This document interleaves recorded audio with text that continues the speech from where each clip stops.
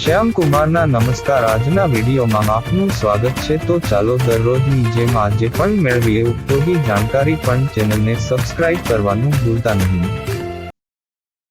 વસંત પંચમી એ હિન્દુઓનો તહેવાર છે, જે દર વર્ષે માઘ મહિનાના શુક્લ પક્ષની 5મી તિથિએ ઉજવવામાં આવે છે। આ દિવસે દેવી સરસ્વતીની પૂજા કરવામાં આવે છે।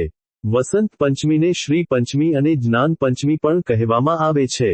વસંત પંચમી એ વસંત ઋતુની શરૂઆતનો દિવસ છે। આ દિવસે લોકો પીળા રંગના કપડાં પહેરે છે અને પીળા રંગના ફૂલોથી દેવી સરસ્વતીની પૂજા કરે છે। ઘણા લોકો આ દિવસે ઉપવાસ પણ રાખે છે। વસંત પંચમીના દિવસે બાળકોને અક્ષરજ્ઞાન કરાવવામાં આવે છે। ઘણા લોકો આ દિવસે નવા પુસ્તકો અને પેન ખરીદે છે। વસંત પંચમી એ જ્ઞાન અને વિદ્યાનો તહેવાર છે। આ દિવસે લોકો દેવી સરસ્વતી પાસેથી જ્ઞાન અને વિદ્યા પ્રાપ્ત કરવા માટે પ્રાર્થના કરે છે।